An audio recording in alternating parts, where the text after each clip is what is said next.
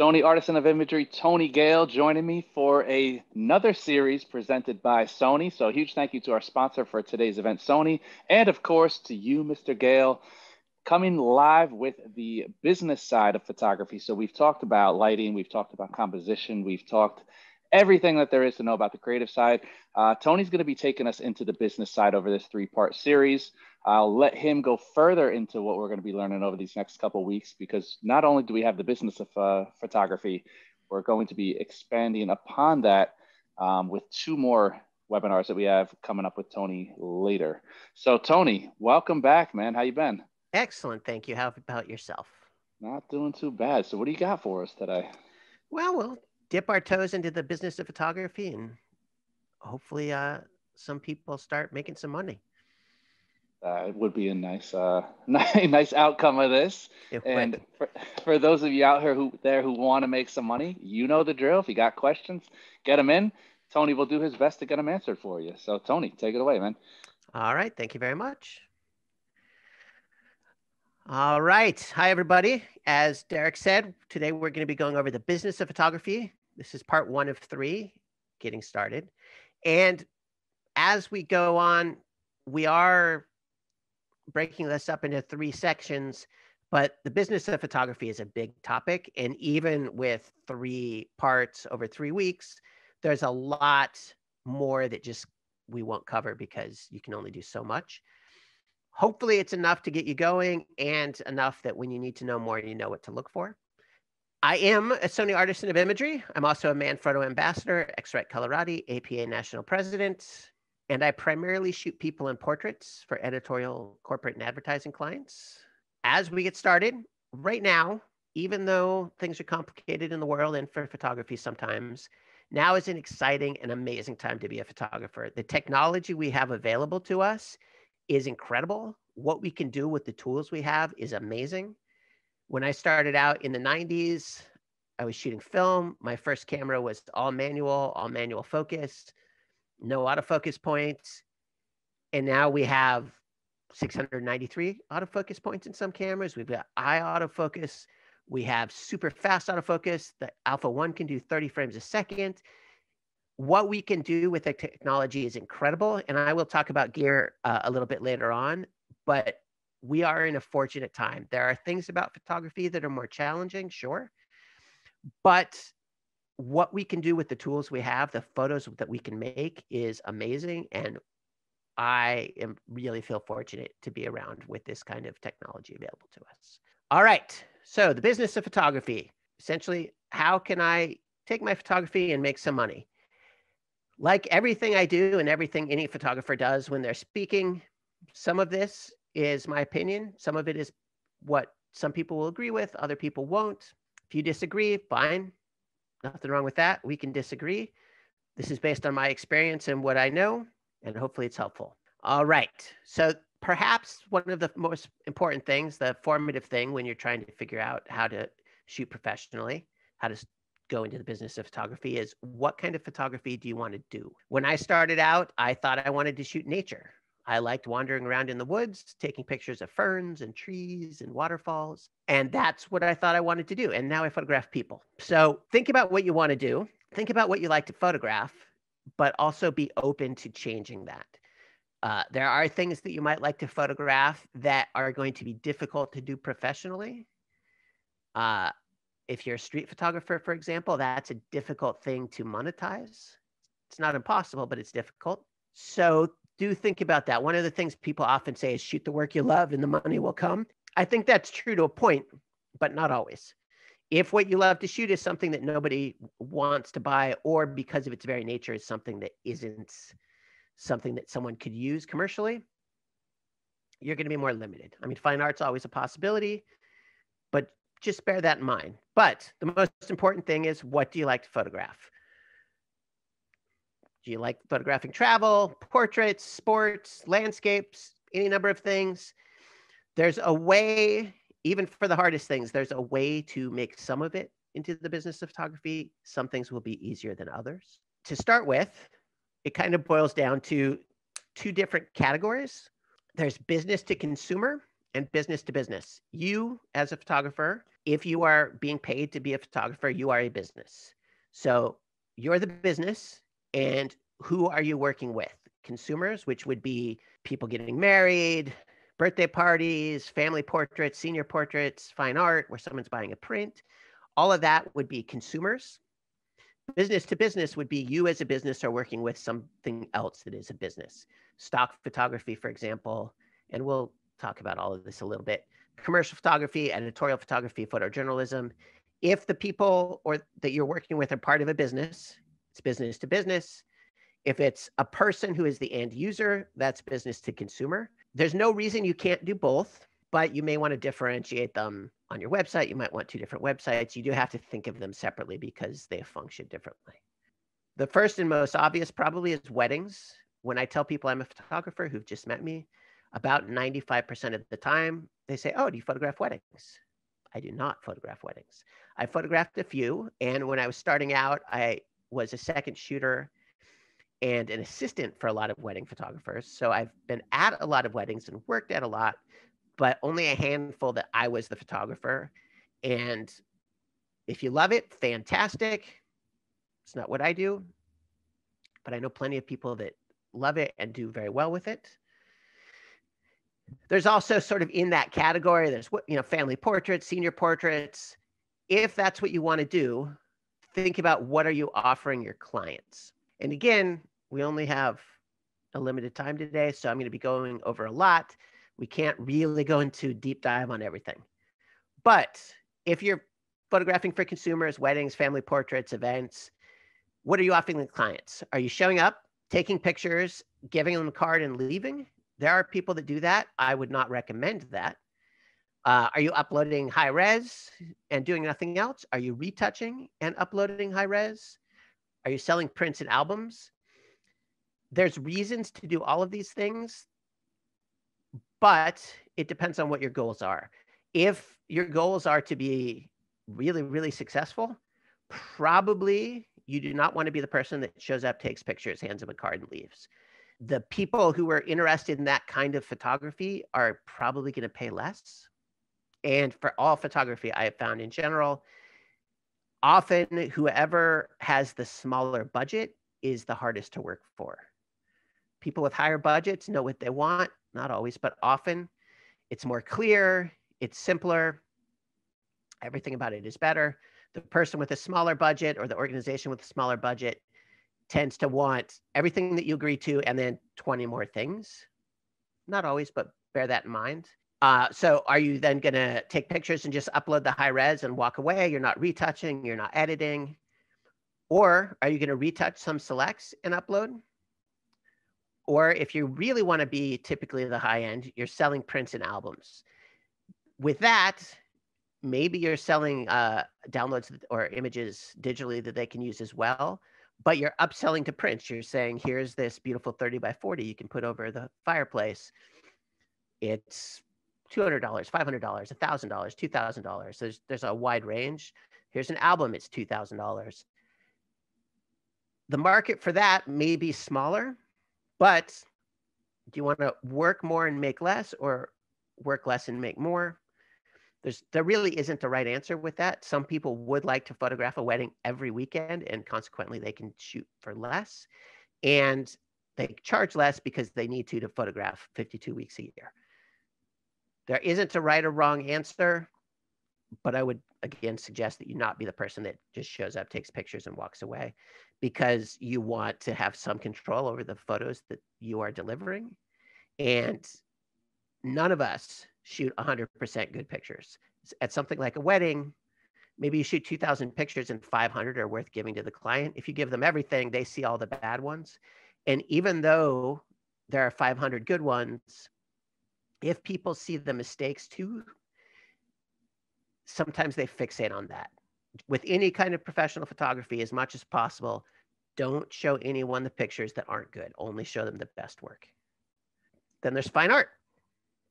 Fine art is probably, if you shoot something that isn't otherwise monetizable, might be the answer. You photograph what you want and you sell the prints. So what are you offering to the clients here? Are you offering editioned prints? Editioned prints are I'm going to have a picture. I'm going to print 10 copies of it at 16 by 20. They're going to be numbered 1 through 10. Maybe there'll be 2 artist proofs, which are little bonus pictures. And that's it. Once I've sold 10 prints, it's done. Maybe it's 10 prints at 16 by 20 and 5 at 20 by 24. There's different ways to do it. But if you're selling edition prints, once you have sold that number of prints at that size, you can't sell more. Non-edition prints, if 1,000 people want to buy that 16 by 20, I'll sell 1,000. Typically, not always, but often, edition prints actually sell more copies than non-edition prints, only because there's the perception of scarcity.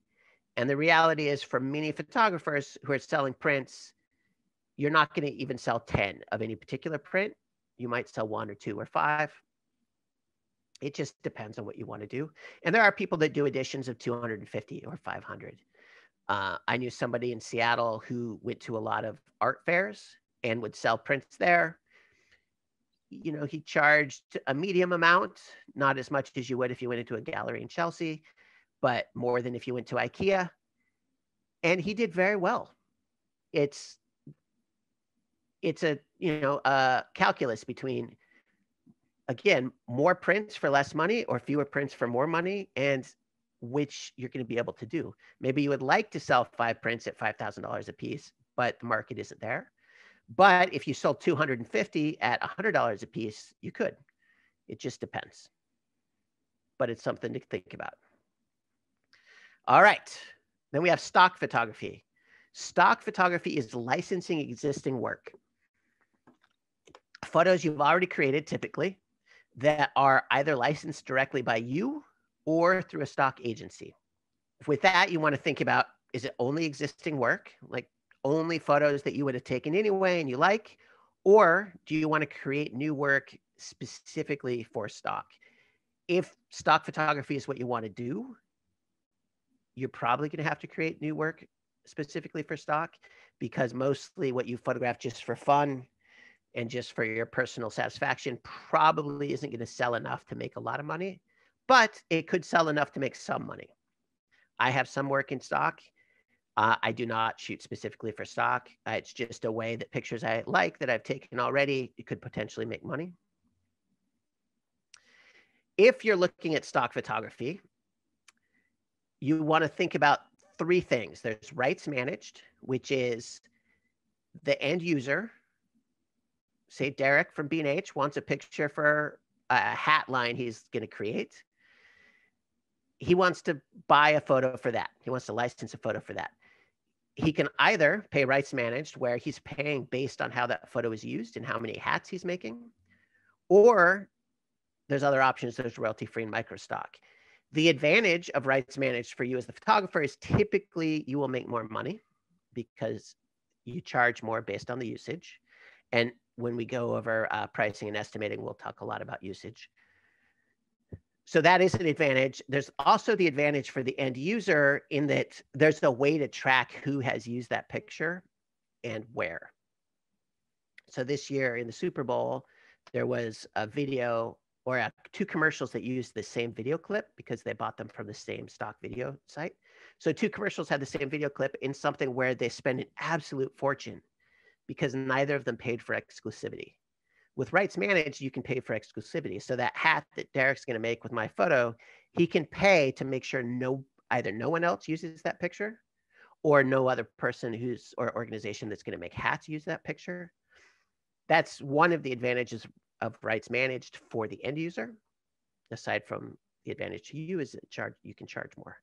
Royalty free is typically charging based on how large of a picture it is, but with no other restrictions. And then microstock is a subset of royalty free where they charge almost nothing. I would really encourage you to really consider not doing microstock. It's one of those things where a photo might sell for $2 and often you'll make 20% of that. So someone's using your photo and you made 40 cents. To me, that's not worth it. And I feel like my work is more valuable than that. And I think your work is more valuable than that too. The argument with both royalty-free and microstock is that you will sell more of it, and that will offset the fact that it's sold for so little. But when I've looked at microstock in particular, I don't see a path forward where it's worth time and effort even to do it. So as an example, this is a screenshot from Gallery Stock, which is one of the stock agencies I'm with. Here is their website. Here is a picture that is rights managed. I plugged into their website commercial usage, so used by business, all media for 1 year worldwide with a 6-month extension and full exclusivity. With all of that, based on what their website calculates, they would charge $17,750. You, as the photographer, get a piece of that, depending on the stock agency. Like I said, some is as little as 20%, some is as much as 50%. It depends on the agency. And then sometimes it also depends on your contract within that agency. But I would make quite a pretty penny if someone paid $17,000 for one of my photos for commercial usage. Same website, different picture. This picture is royalty free. This is from Pompeii. Here, if someone buys the highest res that they could download from the site, they pay $750. The smallest is $100. So you can see I make quite a bit less. Again, in theory, you would sell more of them, so it would offset that. And because royalty free is quite prevalent now, unless the pictures are really exceptional, and exceptional meaning not necessarily the best picture you've ever seen, but something not otherwise available. If you have a photo of an apple, you're going to have a hard time selling that as rights managed because there's going to be a ton of Apple photos that are royalty free. Just bear that in mind, but maybe you can make that Apple photo that is incredible and sell that as rights managed. And then microstock would be $2, $4 for these same sizes. If you're interested in stock, I'm hesitant to suggest stock agencies because a lot of them are less good to photographers than they used to be. The whole industry is sort of a little bit of a race to the bottom for agencies. But if you are and you look for a stock agency, they should all have somewhere on their website a place to submit. So look on the contact, look on submit, look on for photographers. Somewhere in there will be something that tells you how to submit and to be considered if that's something that interests you. You can also sell stock photography directly yourself. I use Photo Shelter, for example. With Photo Shelter, I can put pictures up and people can license them directly. And especially with editorial, I have licensed photos I've taken for magazines to other magazines or companies or the people I photographed and made money that way, licensing that directly. Then we have commercial photography. Commercial photography, in broad strokes, work for companies, advertising agencies, etc. It's a picture I did for the Child Center of New York here in New York. It's a nonprofit that benefits children. Commercial photography can be a lot of different things because it's a category that's based on the client and what they're using, not on the style. So it could be still life, it could be lifestyle, architecture, portrait, sports, fashion, events, etc. Almost anything could be commercial photography. So if you love photographing architecture, you could be a commercial photographer, lifestyle, still life, pictures of flowers, fashion, whatever. There's a way to make that commercial photography. With commercial photography, when you're thinking about what the client is getting and how you're charging, and we will go into pricing and estimating again in I believe, our third session. Some people charge hourly. I would not suggest charging hourly. Some people charge based on the project or the day. Some people charge based on the project plus usage, which is what I would suggest. And we'll get into why again in a couple of weeks. Then we have editorial. Editorial photography is work for magazines and newspapers, some websites now. There's a lot of publications that are only online. It's a cover I photographed for Poets and Writers magazine. Editorial can be all of the things that commercial is. It's just that your client, instead of being a big company, is a publication of some kind. Typically, editorial pays quite a bit less than commercial photography. But you get to do some cool things. I'll probably bring this up again, but I saw a photographer speak a few years ago, Norman Jean Roy, and he talked about, as a photographer, he would do an assignment if either he was making a lot of money or he was photographing something really cool that would be great for his portfolio. If it was neither of those things, he would turn it down. Sometimes you'll shoot something that pays less because it's such an amazing opportunity to photograph something. And often you will photograph things that are not amazing to photograph because you're being paid. That's all totally fine. Ultimately, if you're photographing for clients, you need to photograph what they want. All right, so editorial, usually the publication will set the rates. So typically if a magazine calls you, they'll say, we have $750. You can say yes or no, and that's that. I have magazines that I work for that have a flat rate. There's magazines that I work for that have a rate plus expenses, although your expenses have to be reasonable. If you're gonna make $800 and then charge them $4,000 in expenses, you really need to communicate that ahead of time and make sure they're okay with it. An important thing with editorial is who has rights to the photos after the embargo period, which is the amount of time that they exclusively have rights. If I photograph something for a magazine, I can't let someone else use that photo until the magazine has. And then depending on the publication, it might be immediately after they publish it, or a week or a month or 6 months before anyone else can use that photo. More and more media companies are trying to have you sign contracts where they have all the rights and you have nothing. I would really encourage you to not do that. Look at those contracts before you sign them, because editorial pays less, but part of the trade-off is that you could potentially sell those photos to someone else later. And if you don't have the rights to them, you can't sell them. And then photojournalism, typically hard news for magazines, newspapers, some websites. The difference between editorial, in my mind, and photojournalism, and this is very subjective, is editorial might be retouched. If I photograph somebody for a magazine, I'm typically retouching it, making them look as good as possible. If it's photojournalism, you're not retouching anything. Whatever you created with that camera, however it came out of the camera, that's it. You may or may not be able to make it a little brighter or darker and adjust the color, but you're not going to retouch out, the zit on their forehead. You're not going to remove somebody from the background, none of that. Photojournalism is supposed to represent what was there in front of your camera when you took that picture, and you can't change it. It's also one of the hardest ways to make a living as a photographer. It's typically either project-based or day rate-based. All right. Then video. Should you shoot video too? Yes. Yes, you should shoot video. More and more clients want you to at least understand video. And while they may not want a big video production, they might want a little bit of behind the scenes, or they may want just 5 seconds of motion or a little interview. The more you understand video and you have that skill set that you can add to it, the more marketable you are as a photographer. We're not really going to get into video, but yes, you should shoot video, or at least understand it enough that if someone asks, you know how to bring in a team to shoot the video while you're doing the stills. All right. Taking a deep breath. Gear, what do you need?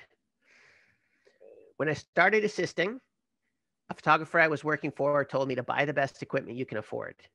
I added, you should always have a backup. The reason to always have a backup is because things go wrong. I was on a catalog shoot in the late 90s out on the Olympic Peninsula in Washington with a photographer.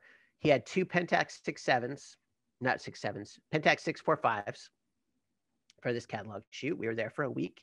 One of the cameras died. So he had another rental body shipped over next day. It came the next day. His second original body died. So now the only working camera was the backup that he had delivered from rental. If he hadn't had backups, when that first camera died, the rest of the day is done, right? Unless you're in a city with a rental house at that moment, you're done. And that's a very expensive thing to go wrong. Your client is not going to be very interested to hear that I didn't have a backup, I didn't have a plan. There's no way I can continue until tomorrow when something else happens. Always be prepared and always have a backup. I recognize, especially when you're starting out, that that's challenging. If you're, say, in New York City, and photographing something for a client, and you, for whatever reason, either don't or can't have a backup, consider maybe, do you know someone who lives nearby that you can just reach out to and say, hey, if something goes wrong, is your camera available? Can we work out something? Always have a plan, always have a contingency. You as a photographer need tools, just like a carpenter. Your tools aren't going to be the thing that make you an amazing photographer, but better tools will make you have a more successful shoot and are more likely to make it easier for you to create your best work. You've got your camera, you've got your hammer. If you have to hammer in a nail and you don't have a hammer, so you're trying to use a wrench, can you do it? Sure. Is it ideal? No. Is it going to take longer? Yes. It's the same thing. You want the best equipment that you can get because it will make your shoot easier and better.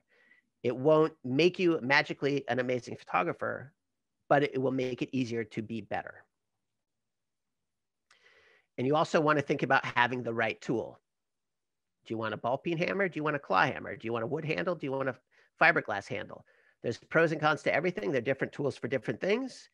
Same thing with screwdrivers, Phillips, regular, tiny Phillips, tiny regular. Those tiny screwdrivers I have because I added a hard drive to my computer, to my laptop, and I need tiny screwdrivers for that. If I tried to do it with one of the big ones, it's the wrong tool for the job.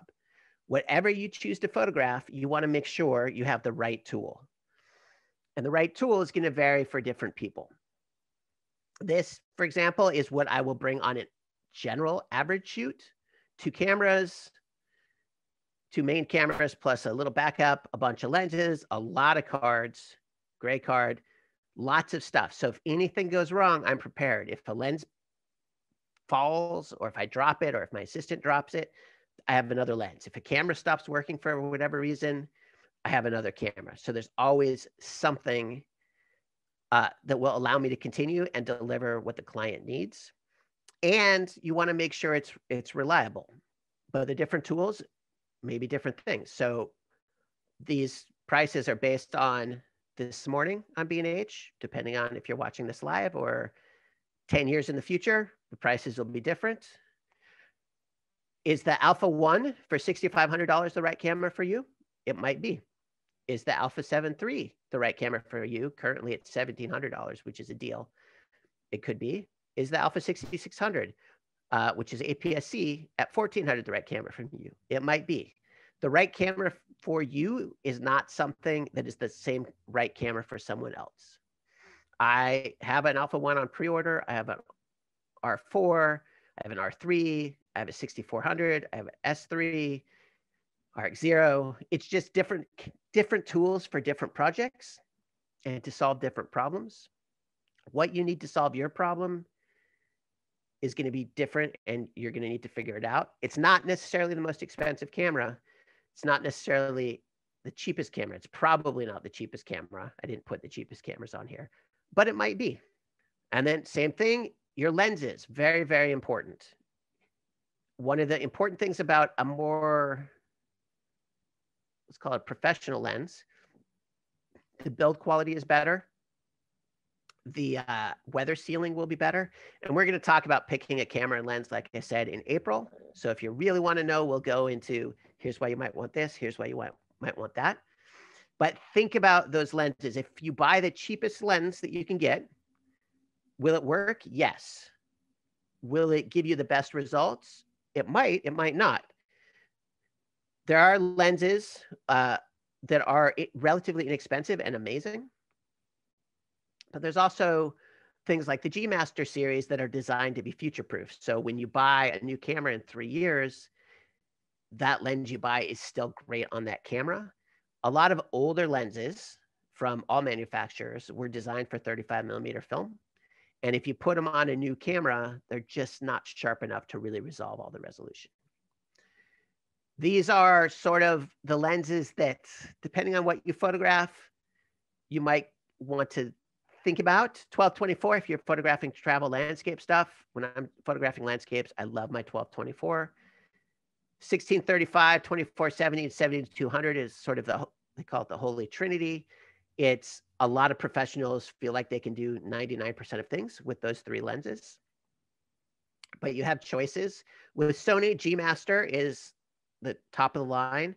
There's also G and Sony Zeiss, which are also excellent lenses in professional, that are one rung below. So there's the 1224 2.8 G Master, there's the 1224 f4, there's the 1635 G Master, there's the 1635 Sony Zeiss f4, 2470 G Master, 24105 f4, 7200, 7200 f4.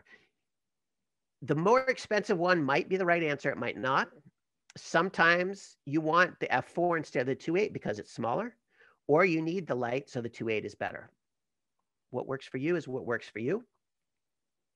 But again, remember the right tool and make sure that you're looking and considering that. The number of pieces of equipment that I have bought because I was trying to save money, and I recognize sometimes we have to save money, especially now. It's a complicated time, although those vaccines are coming. I'm optimistic. It's a complicated time. And so, you may know that the Alpha 1 is the perfect camera, but you can't afford it. Okay, buy what you can afford. Buy the best equipment you can afford is key. Don't put yourself into $10,000 in credit card debt at 20% or 25%. It's better to go one rung down and then future-proof it. And there are things like the Sony 85-1.8, one of my favorite lenses. It's not G Master, it's not Sony Zeiss, but it is an amazing lens. Right now it's $550. It's a really, really good lens, super sharp. So just look around, read reviews, see what there is. But sometimes there's amazing lenses like this that are a little bit less. All right, business structure. This part's important. I am not a lawyer. I'm not an accountant. I'm telling you what I think. I am not someone that you should say, Tony said I'm doing that definitively with anything involving business structure or taxes. Talk to a lawyer, talk to an accountant, especially because where you live is going to be different than where I live. Do you need a business license? Maybe you do, maybe you don't. Depends on where you live. Are you charging sales tax? Depends on where you live. There's a lot of things that vary. So be careful about that. And you're going to have to do the research for where you are.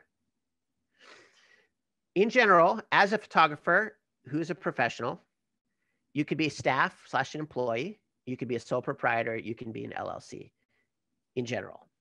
If you just photograph on the side on weekends occasionally, you're a sole proprietor. If you're staff or an employee, the advantage is you've got a regular paycheck. Maybe you've got benefits. Typically, your boss, your company is paying for all your equipment. The disadvantage is that you don't own those photos. If you are employed as a photographer, full-time, on payroll, you don't own your work. The company that you hired you owns the work. If you're a sole proprietor, and we'll talk about copyright a little in the coming weeks, anything you photograph in the absence of a contract to the contrary is yours. You own that. So if I photograph something for someone, I own that picture. I'm photographing it for them and giving them the rights to use it for a specific thing. But they don't own the photo. I do. You can have contracts that say otherwise, but in the absence of that contract, you own it.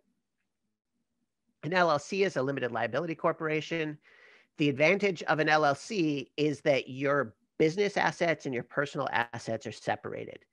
So if something goes horribly, horribly wrong on a photo shoot and you are sued into oblivion and they take all of your photo stuff, but you're an LLC, your personal assets, your house, your condo, your car is protected. Your business is one thing, your personal assets is something else. If you're a sole proprietor, that's not the case. That said, does it make sense to be an LLC? It really depends on your situation and how much you're shooting and lots of things, which is why you should talk to an accountant. I know people that have gone their whole careers as sole proprietors, and I know people that became an LLC immediately. The right answer is whatever is the right answer for you and your situation. But speaking of being sued into oblivion, um, you may want to consider insurance. In general, there's three categories of insurance. There's equipment insurance, there's liability insurance, and there's errors and omissions insurance. Equipment insurance is the insurance that covers your gear if something goes wrong, if it's stolen, if a building falls on it, whatever. That's the insurance for that. If you are using your equipment professionally, your homeowners or renters insurance probably won't cover it. Again, look at your policy, talk to a lawyer. But typically, if you use things for business, your personal insurance will not cover it. So sometimes people will say, oh, my homeowner's insurance covers my gear. If you're a hobbyist, that's probably true. Read your policy, make sure you understand it. I'm not an insurance agent either. But if you're using it for business, it probably won't cover it. So think about that. Liability insurance is the insurance that helps if something goes horribly wrong and you do get sued. That's the insurance that protects you if something goes wrong, if you cause harm or damage to someone else. And it is the insurance that you are most likely to need as a professional photographer, because there will be situations that you are not allowed in if you do not have liability insurance. In New York City, for example, there are a lot of buildings, office buildings, where you need liability insurance. You need to prove liability insurance to be allowed into the building to do a photo shoot. And that's true for a lot of places all across the country. Los Angeles, for example, has a permit you can get for Los Angeles County, but you need to prove that you have liability insurance. So liability insurance is probably the one, if you can only afford one, that you need to get. Errors and omissions insurance is if something goes wrong, if there's an error and omission, if you forgot to get a model release, if the hard drive fails with the only pictures from a shoot, that's what errors and omissions insurance is for. I have all three because I'm paranoid. I sincerely hope that I never have to use any of them and that it was just all a big waste of money. But you never know. Think about what you need and go from there. Like I said, liability is probably what most people need more than anything. But I've also known people that waited to get liability insurance until they had a job where they said, okay, we need proof of insurance.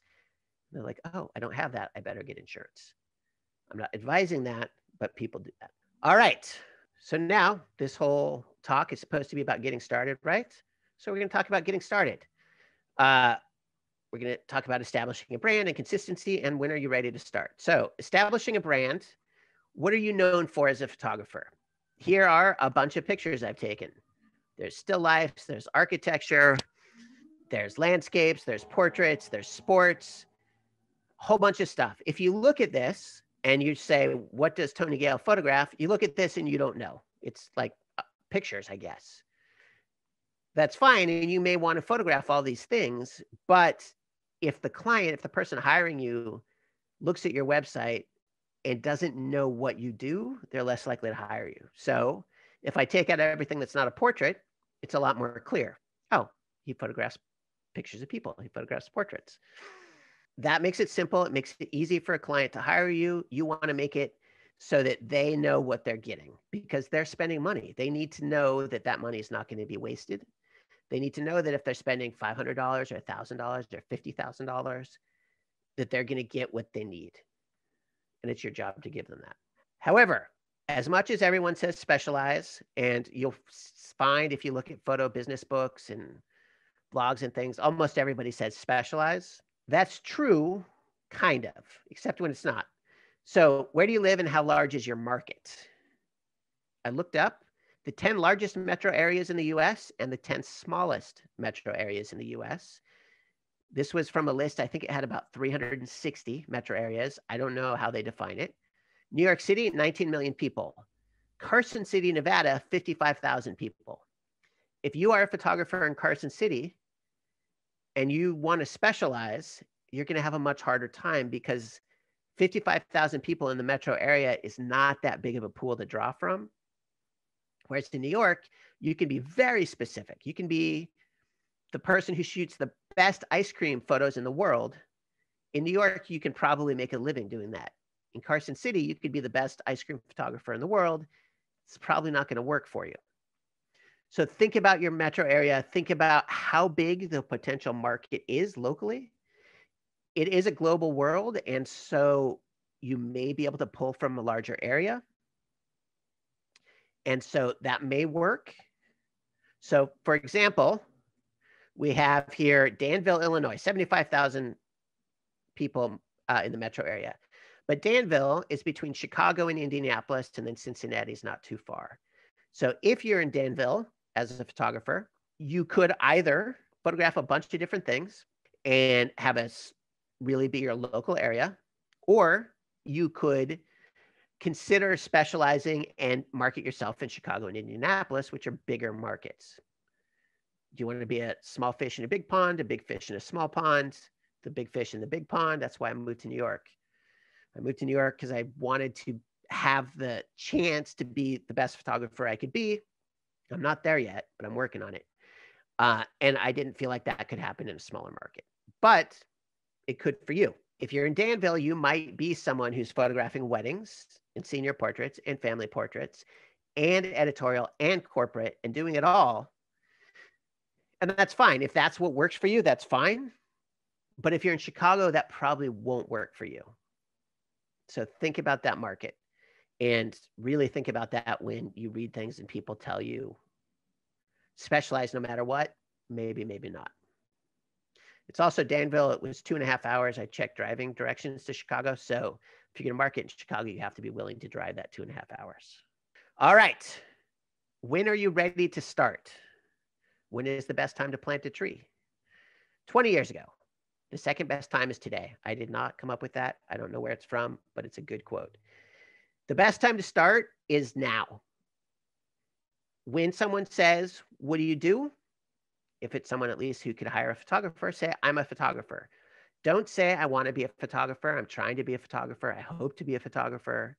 I will be a photographer. Just say, I'm a photographer. If they want to ask more questions, they can ask. Maybe you say, I'm a photographer, and they say, oh, have you photographed anything I've seen? No, probably not. Have you photographed weddings?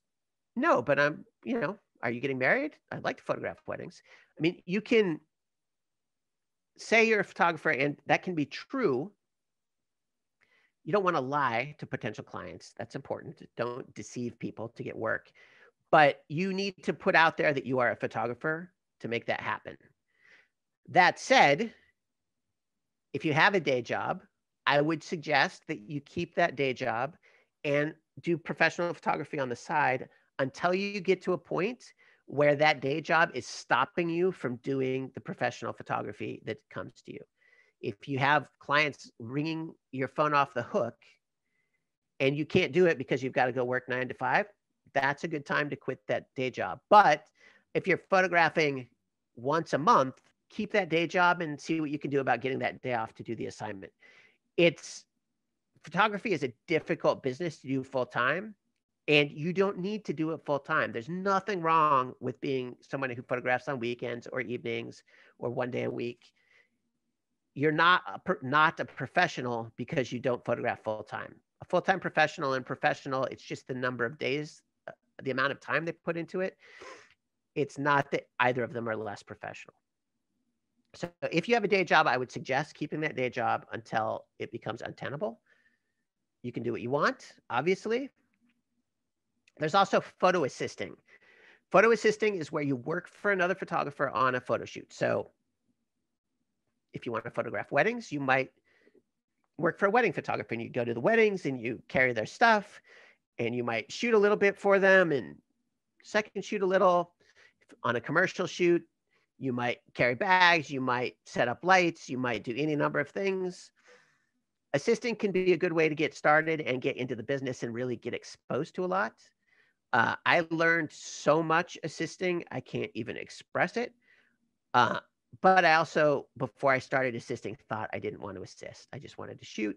In retrospect, I was not ready and I wasn't good. I thought I was good, but I was not a good photographer. And to be clear, also, we can always all get better. No matter how good you are now, you can be better. And you should always try and be better. There's interning.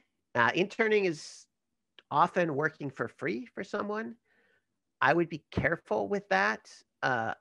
Often I feel like interns are taken advantage of and they're just gophers who don't really learn anything. It's like, sweep the studio and mop the floors, but we're not going to take you on a shoot.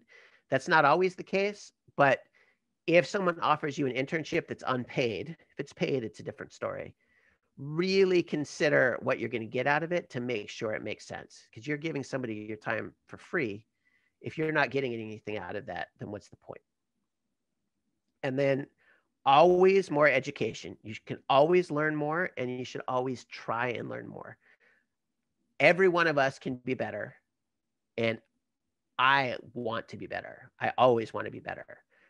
I hope I'm better than I was a year ago, and a year from now I want to be better, and 10 years from now even better still. There's always a way to make your photography better. Every photo shoot I've ever done, I've thought of things I wish I'd done that would have made it better. Aspiring to be better is important. All right, and then a few quick resources just to whet your appetite before next week. Alpha Universe, Sony's Alpha Universe website, alphauniverse.com. If you type in business, they have a ton of articles about business on all sorts of things, contracts, relocating, all sorts of stuff, fine art, insurance, lots of stuff. It's all free on there. APA, which I am the national president of, is a photographic trade organization. APA has a ton of events. If you join, some events are free for anyone. Some events are only free if you're a member, or reduced price if you're a member. They also have a business guide. There's a website called Wonderful Machine that markets photographers. They have a member blog that has a ton of great information. They do a lot of posts about pricing and negotiating, and they really talk about what it was like, why the price is what it is, why they did what they did. There's a website called A Photo Editor. It has a ton of great information. It has a list for photo agents, printing promos, photography consultants. Photo Shelter, also a ton of great free guides. And then again, APA has the business manual. It's free on the APA national website. There's a really excellent book by John Harrington called Best Business Practices for Photographers. Maria Piscopo has a good book, The Photographer's Guide to Marketing and Self-Promotion. Then apanational.org, asmp.org, NPPA, and PPA. ASMP and APA are both largely commercial photography trade organizations. So they advocate for photographers. Obviously, as the APA national president, I'm partial to the APA. They have events, all sorts of great stuff. NPPA is mostly for press photographers, and PPA is mostly for wedding and portrait photographers. I would encourage you to join one or several of those organizations at whatever point you're ready. They all do great work. All right. Let's see if there's any questions. S. Seuss, Doc, coming to us from Facebook. I'm struggling with selling prints online and how to handle sales tax in each state. Any advice? I would suggest using a service where you don't have to do it. Because of that. I'm always hesitant to give any advice about taxes because, as you know, the fact that the question is being asked says it's a complicated thing. There are services like Photo Shelter will let you sell prints directly from Photo Shelter and they'll ship them. Well, you pick a lab, the lab prints it and it's shipped. I haven't really done that, so you'd have to look and make sure that works. There are other services that do that well, and there are websites for art, some of which I will talk about next week in marketing, that will also do that. I think it's a lot to keep track of as just a person, especially, and again, I'm not an accountant or a lawyer, but I think to charge sales tax in another state, you have to be registered in that state. Like, it just gets complicated. It really gets complicated. It was easier before they changed the law when if it was out of state, you didn't have to charge taxes and it was on the person. But now you do. It's complicated. I'm sorry, I don't have a better answer. Super complicated. It's complicated is a very valid answer for that. And like you said, you definitely want to reach out to an accountant, attorney, and not only just an accountant or attorney, But find an accountant, find an attorney who are used to dealing with photographers in general, because you'll find that they're going to be well versed on a lot of these questions that you're going to have that are specific to this field. Because you might find a general business accountant or business attorney who isn't aware of all the nuances with the creatives that there may or may not be in various states. But like Tony said, that is a great direction to go. Find an accountant, find an attorney. Or use one of the websites that charges it for you, and then you don't have to deal with it. Definitely. See, you get into the business aspect. There's a whole lot out there to know, and you got to know it before you end up neck deep in it. You don't want to be on the wrong side of that phone call from some state telling you you owe them 5 times as much or 20 times as much because you didn't, do one little thing. Definitely. Tim from Facebook is asking if you have any advice about getting into real estate photography. So it depends on what you mean by real estate. So there's architectural photography, where you might photograph for an architect or a developer. And then there's photography where you're photographing for real estate agents. In my limited experience, the photography you're doing for real estate agents tends to be you're doing a ton of work and not being paid very much for each thing that may or may not work for you. Like I've seen things, maybe you get paid $100 or $150 to photograph a whole house. And to make that work, then you have to photograph a bunch of houses in a day, right? If you just do one per day, that's not enough to make a living once you factor in all your expenses and everything. Then there's also architectural photography for real estate, where you're photographing for the architect or an interior designer or a developer who's building this new building. And that is where, if you're interested in real estate, where I would focus. So you can look at architects, you can look at the big developers in wherever you live, because they want better pictures and they'll typically pay more for it. So instead of $150 to photograph a house, maybe it's going to depend on the market and everything, but maybe it's $1,000, maybe it's $4,000. It's going to depend. But I would rather make $1,000 than $150. Even if the $1,000 takes me all day instead of a couple hours, I'd still rather. Definitely. Now, do you have any experience, David's asking, with drone photography? So a little.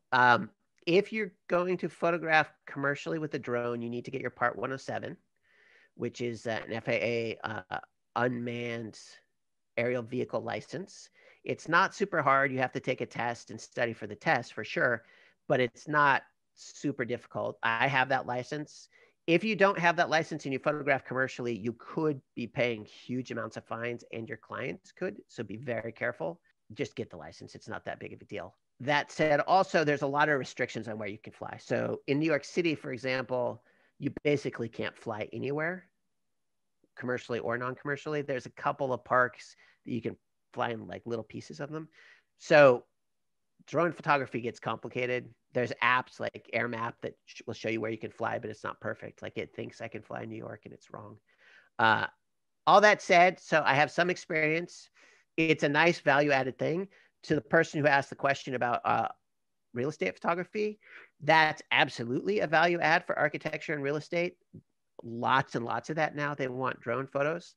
I have a feeling that a lot of the people photographing that don't have their license, but don't be that person. Now, Lucy is asking about travel photography, and in particular, what is the climate like today? Lucia says she sees many landscape and travel photographers offering workshops and tours. Is this business model still viable during what we're going through now? I think it's harder now because most of the travel clients aren't spending that much money yet because people can't travel very much. And I think part of the reason that a lot of the travel people are offering classes and workshops is because it's good to diversify your income streams so that you've got something going on while something else is slow, and mixing it up so all your eggs aren't in one basket. I do think travel and tourism is still a valid market. Right now, this instant, it's challenging because, you know, if the hotel has been at 10% capacity for the last year, they may not have much money to spend on a photographer, but I do think that that market will come back. Yeah, I agree with that. And I think it's important to point out for the people who are asking about taking risks and jumping into various markets. There's no better time to do it than right now. If you were thinking about, you know, trying out going for, you know, as a photographer full time, this is a great time to lay the groundwork and get all these pieces in play so that when things get going fully, you can already have the work done, already have the research done, find out everything you need to go and do now, which is why we have Tony on helping us to point us in the right direction. Now, Tony, Hayden asked for a little more clarification on the stock images portion. He says, why would something be considered micro stock versus royalty free? Commonality? Is it something the stock agency decides how much to charge? It's the price point, really. So they're both royalty free. Microstock is a subset of royalty free, but it's microstock might be, depending on the agency, it might be $1 or $2, sometimes as much as 20. But that's what makes it microstock, is that the price point is micro. The theory was that more businesses could afford it because if, you know, Bob's sandwich shop down the street maybe can't afford $1,000 for a photo shoot, but they can afford $5. That said, I just don't think it's worth it to you as a photographer. The amount of effort you have to put in isn't worth the return with microstock. I do know people, even though I don't love royalty free, I know people who do reasonably well with royalty free stock, but I don't know anyone who does well with microstock. Now, I know we're going to be getting into gear further down the line, but without going too much into detail, I guess that's always one of the things that comes up, you know, when you start about talking, when you talk about starting your business. What do you recommend as far as the initial investment on gear? I know you talked about having, you know, you definitely need to have backup gear if you're charging. Do you recommend people start on the lighter end and work their way up in gear, or make that initial investment in more expensive gear? I think it varies a lot on who you are. Like when I started out, no matter what I wanted, I couldn't afford to go with a lot of stuff. It didn't matter that it would have been better. I didn't have the money. It's just the reality of it. And there are a lot of people in that situation. If you're in a fortunate situation where you can afford that, then it's worth considering. That said, I think you have to balance when you're starting out the risk that you in 6 months decide you don't want to do it anymore. Like I wouldn't want to be $40,000 into photo equipment and then in a year or two decide, you know, I don't like this. And that's a possibility, right? As much as all of us want to be photographers or are photographers, right? There are people that thought they wanted to be photographers and changed their mind. Just like all those people that thought they wanted to be stockbrokers and now want to be photographers. Nothing is for everybody. So I think you have to look at what your budget is and work backwards from there. What is available to you without jeopardizing your rent. Given the choice, I would buy a better camera that you're going to have the options to either rent a backup or borrow a backup. I would buy a better camera rather than two less good cameras.